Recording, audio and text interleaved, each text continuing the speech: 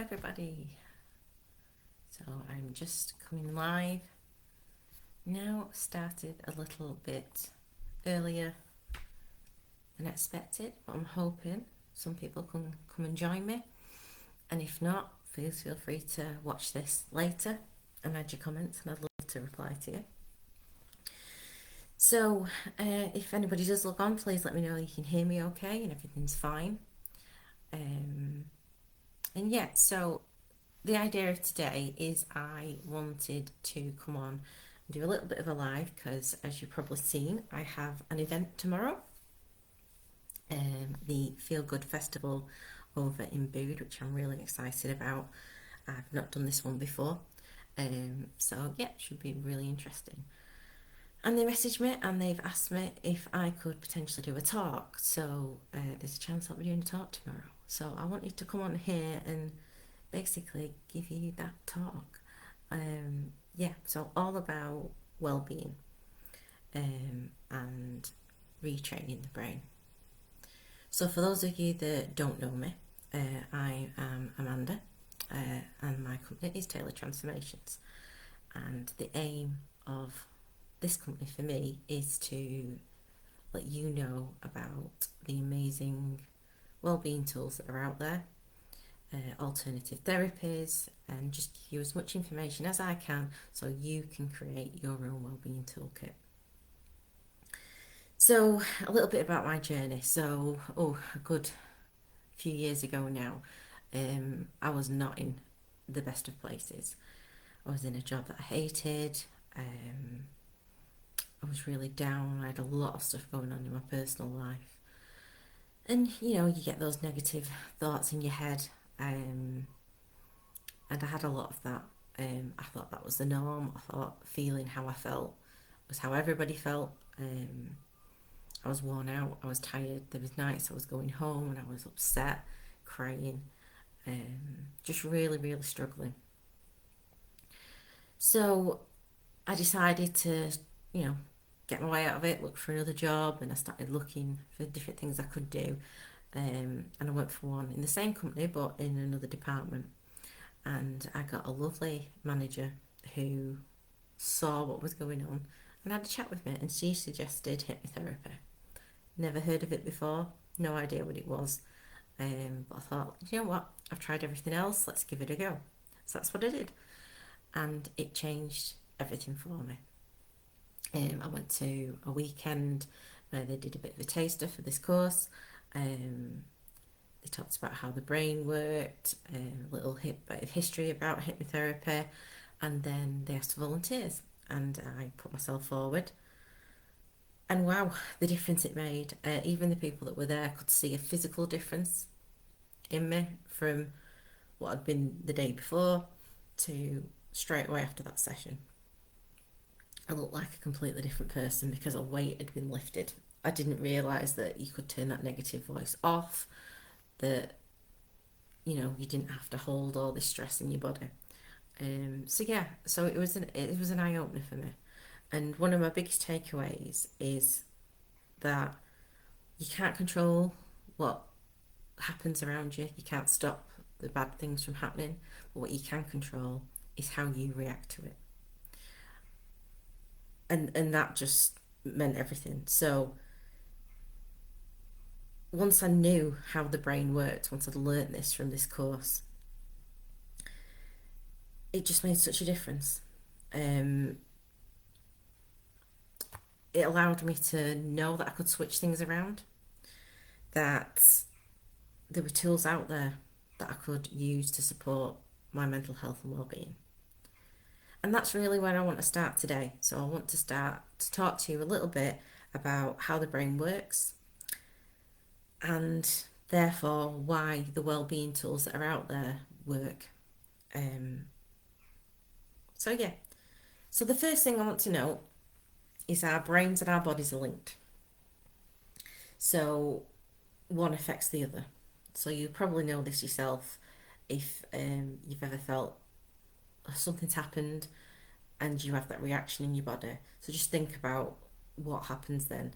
Maybe you felt a little bit sick, maybe you just needed to sit down, maybe you were a bit breathless. our emotions affect our body and our body affects our emotions. So what happens is the brain sends messages around the body on how to respond to different situations. And it bases this off previous reactions. So it'll find a similar situation and it'll tell our body to react in a similar way. The more that it occurs, the stronger the pathway gets. So, for example, say when you were younger, someone reacted to a spider. So they maybe jumped. That would make you jump. So you're, oh, right, okay. And then that kept happening. So maybe it continued with the spiders, but also maybe someone had the same reaction to a moth. So you jump whenever there was a moth. And the more this happens, the stronger that pathway gets. It's like in a forest. If you imagine a path in a forest, if you walked through that path once, you'll start to tread down. The more people use it, the more defined that pathway comes. And that's how it works in our brains. It's the same with neural pathways. So the more we react in a certain way, the more that stronger that pathway gets, and the more likely our brain is to default to that pathway. But the good news is that we can retrain our brain and create a more positive pathway. Through repetition, we can train our brain to default to this new pathway. Using it frequently, we therefore will react differently. So what I'd like to do with you now is I'd just like to do a little bit of an activity that shows just how powerful that brain is, or just using your mind. So what I want you to do is close your eyes, and I want you to just imagine for me a lemon in front of you. I want you to really think about this lemon, get a really good image of it. Think about the skin, the texture of it. You know, it has that sort of grindy residue that comes off. Think about the vibrant colour of it, the shape, the weight. Think about the smell of it, just the smell of that fresh lemon. And I want you to really, really get this image in your mind. And once you've got it, you've got all of those visual cues, you can feel the weight of it, you can smell it. What I want you to do is to take a bite of that lemon. That's it. I know some of you will be cringing at this point, but just do it. That's it. Now I want you to think, what just happened? You can open your eyes now. Maybe you salivated a little bit. Some of you maybe even tasted the lemon. Exactly. And that is with the power of your brain. You've just done that. That lemon does not exist, but your brain has just created that. We've got such powerful minds. It's like a supercomputer.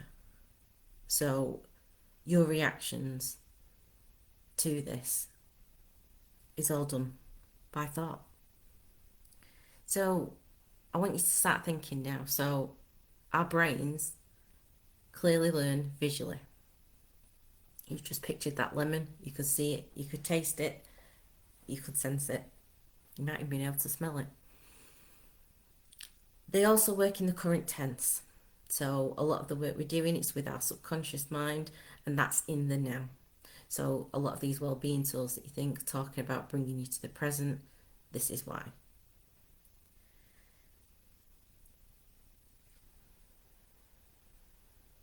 Sorry, just have a quick drink. Our brains also learn through repetition. So repeating things, visual cues, things like if you've got maybe a poster around with a positive comments on and things like that, or a motivational thing, or make just affirmations. These work on repetition, they work on the current tense, and in some instances obviously there's the visual cues, you sort of seeing things around that will make you happy and boost your well-being. They're also very literal, is our brain. It will take what we say as true, even if we're just saying it as a joke. So I want you to really think about some of the wording and the phrasing that you use when you're talking to yourself. So, for example, try. Sounds like an innocent word, doesn't it? How many times do we say, I tried to call you last night? But if you think about it, you didn't try, you did ring them, they just didn't answer. Trying suggests you have failed at something. So when we are working with different things, we try to get rid of the word try, and we try not to use the word try.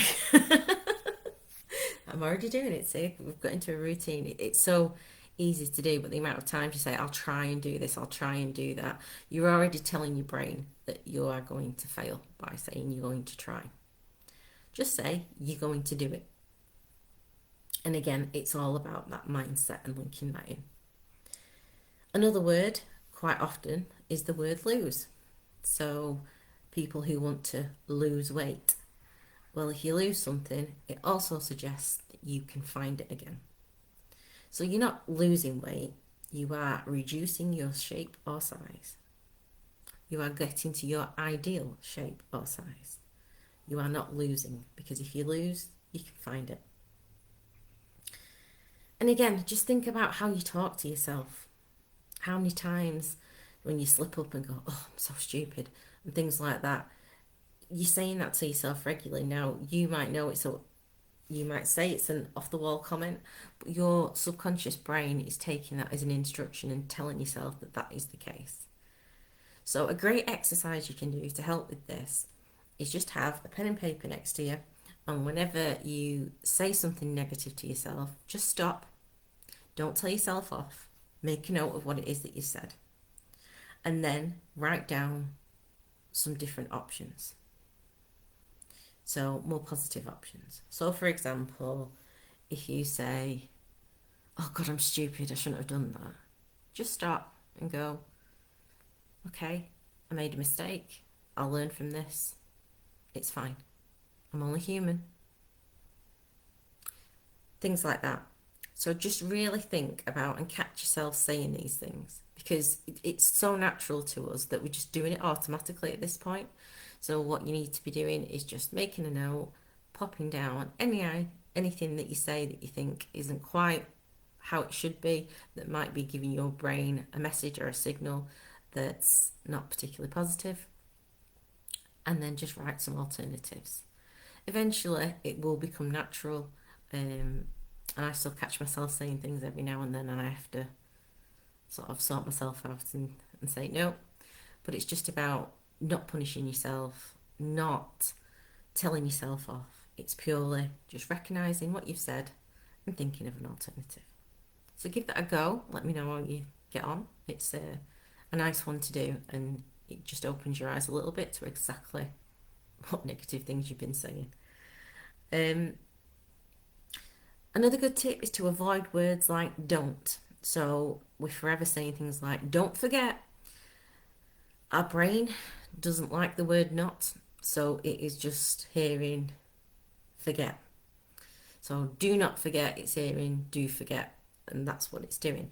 So just think about how to word things. I mean, how many times have you turned around to your children and said, don't eat that, it's not good for you? All they're hearing is eat that. It's their brain just missing out that sort of negative don't. So just rephrase what you're saying. So instead of saying don't forget, say remember to. And again, it's just looking at that language that we're using and just slightly changing it around to make it a more effective way for our brains to understand what it is that we want and to get the best out of it in a more positive way. So does putting all of this into practice really work? The short answer, yes, with repetition. So using this information can help you to rewire your brain. Just think about athletes. They use visualization to run through the sport that they're going to do. Visualizing how it'll go, what they'll do. Basically working on their mindset. In fact, there has been studies out there that did an activity with a group of athletes where one group did visualization and then the task. One group just practiced the task over and over again. And one group practiced and did the visualization. Those that did the visualization ones, whether it was the group that did the practice as well or the group that just did the visualization, performed better than the group that did all the practice. So it really goes to show that mindset is so important. And you can look up any studies out there. If you have a check at Google Scholar, just type in whatever it is that you're looking for. In this case, it could be mindset visualization, and it will give you a bunch of studies that have been done all on that topic. It's really interesting. Go check that out. I'm sure you've all heard of manifestation as well. Yep, manifestation can be seen as a little bit woo-woo, but actually it really, really works. It works with these tools and these principles we've already talked about. Visualizing what you want, repetitiveness of saying this is what I want all the time. So when you manifest, you're doing this daily. You're saying this is what I'm putting out there, this is what I want. You're repeating, you're using positive language. Again, it's your mindset, it's the way you're wording things, the way you're saying it, and you are focusing your attention on it. And there are a lot of examples out there of celebrities that have used this. Jim Carrey springs to mind. Before he did his first big film, I think he wrote himself a check, and he put a date on it, and he put a certain amount, and when it got to that date, he just got a check for that amount for doing his first film. Have a look on Google that and see if you can get any more information. But yeah, absolutely fascinating. And again, it's just using these principles of how the brain works. Once you know how it works, you can use this to your benefit. Focusing on the positive rather than the negative. We do tend to lean towards the negative more often than not. We might have had an amazing day and then one negative thing happens and then it just sends us off in a direction. But instead of focusing on that negative thing, think back. What are you grateful for? What are the amazing things that happened to you today? I think I saw a post earlier on glimmers. You know, it's about the happy things that happen to you, the positive responses. And if we can just pay that a bit of attention and focus on those and repeat that and visualize that, it just makes such a difference. It really does. But just in case a few of you are still doubting that a little, I'm going to do another exercise with you. Now, I want to do this based on a strawberry, and I'd like you to start off there. But once you've done it and once you see that strawberry, then feel free to do anything else. Make it as wild and wonderful as you can get, from pink elephants to blue flamingos, whatever. So if you want to join me, I'd really, really appreciate it. So once again, if you could just close your eyes. And what I want you to do is I want you to picture a strawberry. A beautiful, delicious, juicy strawberry. How vibrant the red is. The seeds, the texture, how it feels, the weight of it in your hand. The wonderful taste of a strawberry. The smell, oh that smell. Just really, really focus on this image. And I want you to do this for a little while and keep thinking of this strawberry. And as you're picturing that strawberry, as you're thinking about this strawberry just appearing in your mind right now. Whatever shape, size, the colour, the texture, the smell, the weight, the feel. Just imagining this strawberry, really focusing on this strawberry. And I want you to do it just for a few more moments. And when you're happy that you've got that strawberry firmly fixed in your mind, you can open your eyes. And what I want you to do is I want you to wait and see when you see that strawberry.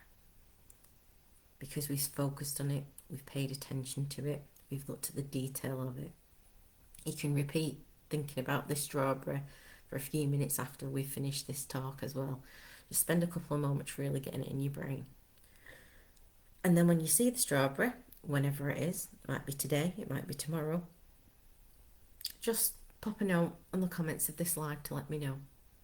And then, as I say, visualize something a little bit more obscure, and do, as I say, really focus on it for 2 or 3 minutes, get it pictured in your mind. And again, just pop it in the comments and let me know when you see it. But it's a great technique to do. So give that a go. Okay.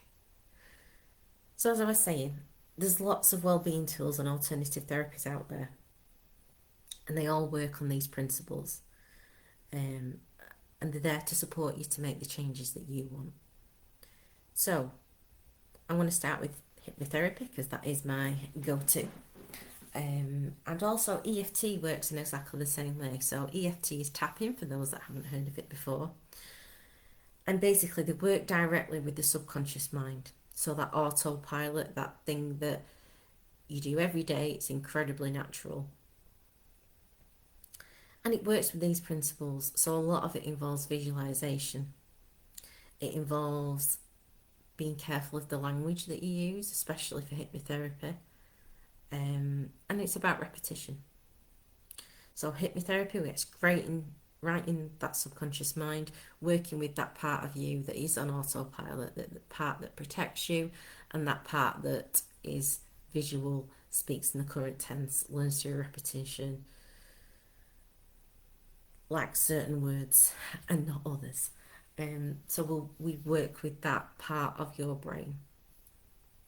You're just into a very relaxed state, almost like a daydream, and we talk directly to it. We get it to agree to the changes that you want to make, and again that sort of sinks in, and that creates that new neural pathway, and you're rewiring your brain.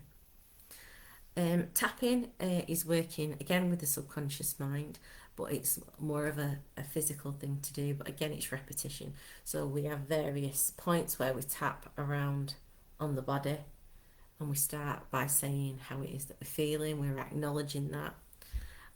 We then go through a process of changing that we can change our mind, and this is how we're going to want to feel, and this is what we're going to do.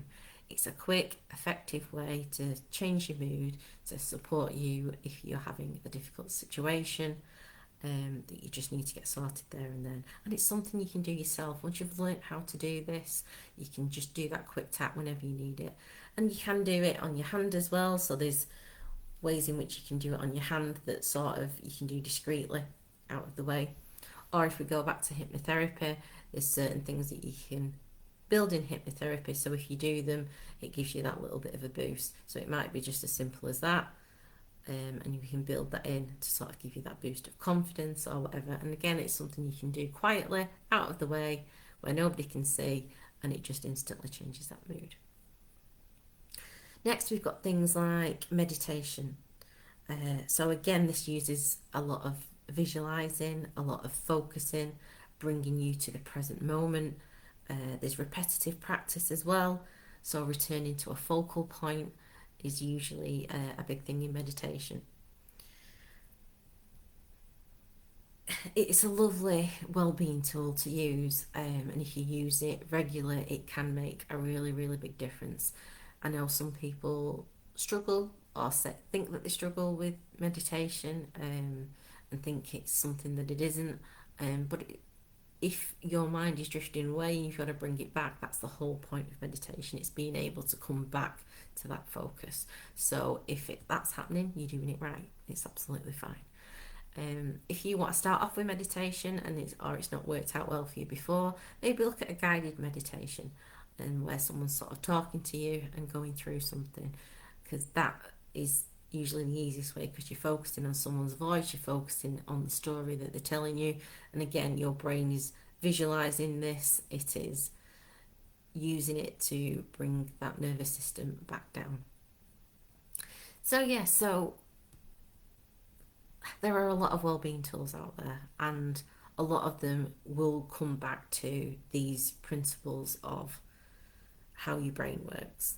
And I'm hoping that this has given you a little bit of a taster of the reasons why a lot of these wellbeing tools work. A lot of people think they're a little bit woo-woo, a little bit out there, but actually when you look at the science and the background of it, they actually really work. If you want to look at this in more detail, I do have a wellbeing course that you can look at, or I can highly recommend The Science of Happiness by Dr. Laurie Santos. So she worked for Yale University and she has a free course that you can do. She has one for teenagers and one for adults, and effectively it gives you the science behind these wellbeing tools, why they work. She goes through all the studies and you log how you feel at the start of the course, and then over the course of the week you'll get a new thing to try every week to build into your system, to your day, and at the end of it you take that test again and you can see the difference.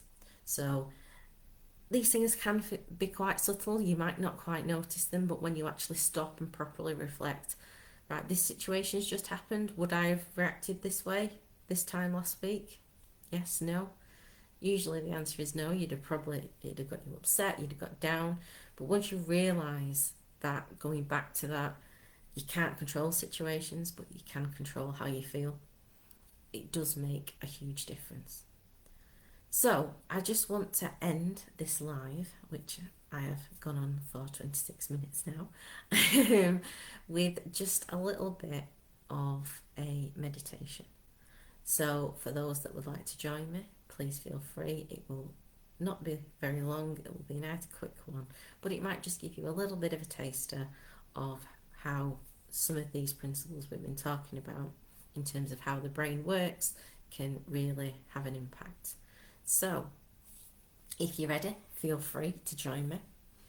Get yourself nice and comfortable and somewhere where you're not going to be interrupted. And when you're ready, just close your eyes. And I want you to just take a couple of nice deep breaths. So breathing in and out. Breathing in and out. And I just want you to scan your body now from the top of your head all the way down to the tips of your toes. And I want you to just concentrate on different parts of your body and just gently relaxing them, allowing those muscles to just rest and to just relax. So we'll start off with our forehead. Just concentrate on that forehead. And I want you to just relax every muscle. Just loosening and relaxing to a comfortable position. Moving down now to the cheeks and under the eyes. Just focus on those muscles too. Allowing them to relax all the way. Just loosening, just relaxing. Focusing now on the jaw and the mouth. Removing that tongue from the roof of your mouth as you begin to relax that jaw, loosen those muscles. Maybe even sigh a little if you need. As that wave of relaxation continues down your body. Relaxing now the muscles in the neck and the shoulders. Just loosening. Just relaxing. Letting them fall into a nice, comfortable resting place. And that relaxation continues down that spine from the top of your back all the way down to the lower back. Feel it resting against that chair as you continue to breathe in and out, loosening and relaxing those muscles. Working down your arms all the way to the tips of your fingers. Maybe giving them a wiggle to get them into that comfortable position as your body relaxes more and more. Relaxing the chest area now, removing any unwanted tension. Moving all the way down past the stomach, the hips, down your legs, relaxing each and every muscle as you need to. making all the way down to those toes and giving them a wiggle too. And now you're so comfortably relaxed there in your chair, or lay down if that's how you prefer. Just take a few moments enjoying this.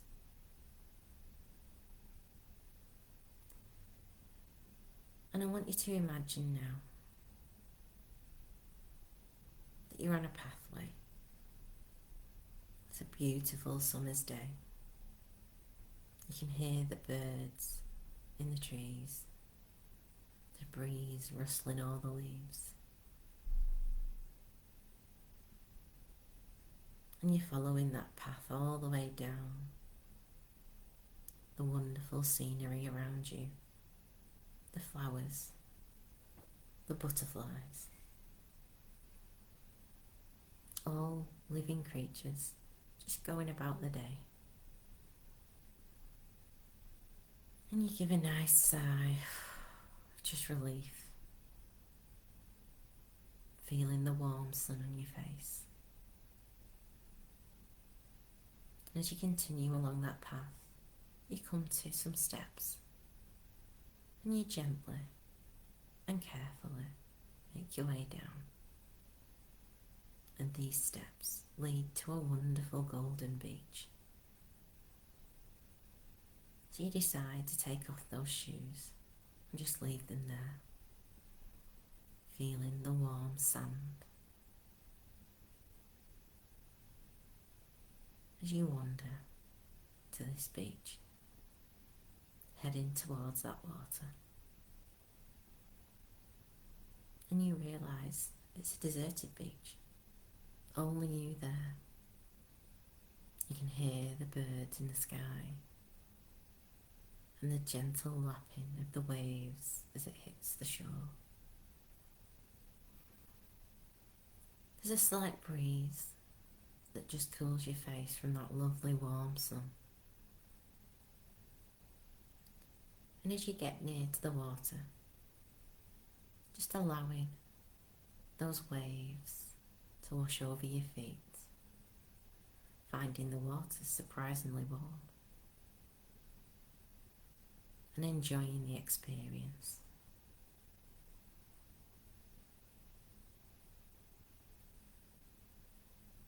And you notice, as you're looking out at that sea, a bit of driftwood just appears next to you. So you pick it up, look at the texture, how the bark's all worn from the sea, that wonderful smooth stick. And I want you to just turn around, and I want you to think of a word of something you're ready to release, something that no longer serves you. And I want you to just write that word in the sand behind you, using that twig. And once you've written this word, you can just pop that twig back down and just stare at this word in the sand. And slowly the sea comes in and wipes that word away. And as you're watching the waves covering the sand, making that word just completely melt and disappear, you're feeling more and more relaxed.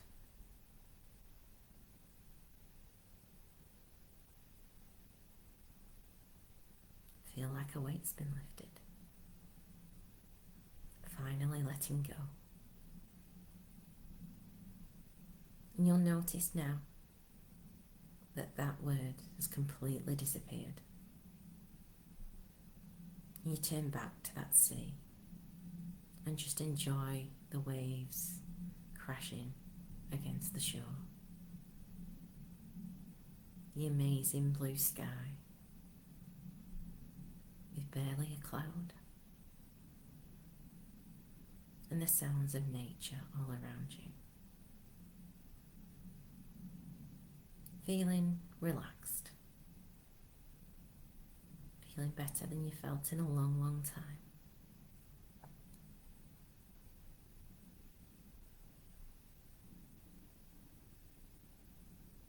You can just repeat these words. I am happy. I am safe.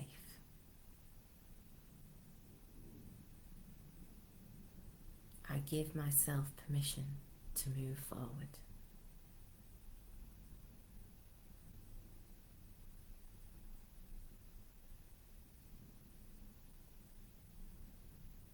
I am happy.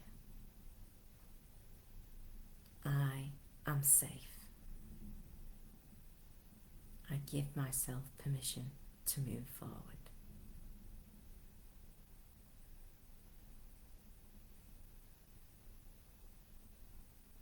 And with that breeze still blowing in your face, cooling from that warm sun, I want you to just place both hands over your heart.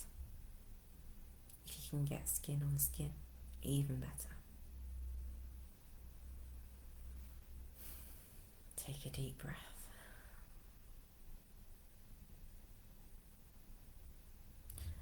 And repeat. I love myself. I accept myself. I trust myself.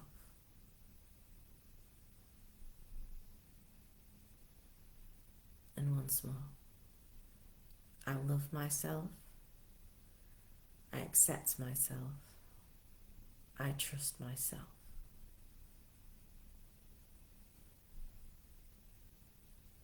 And when you're ready, you can just drop those hands. As you leave that beach,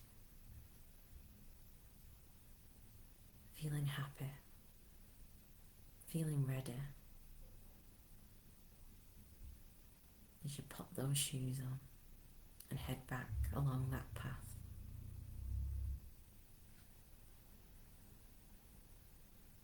You know you can trust yourself, and you're looking forward to the amazing future.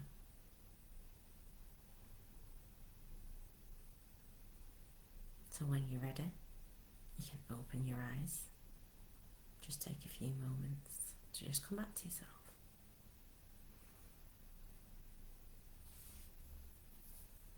So thank you all for joining me. I hope you enjoyed that meditation.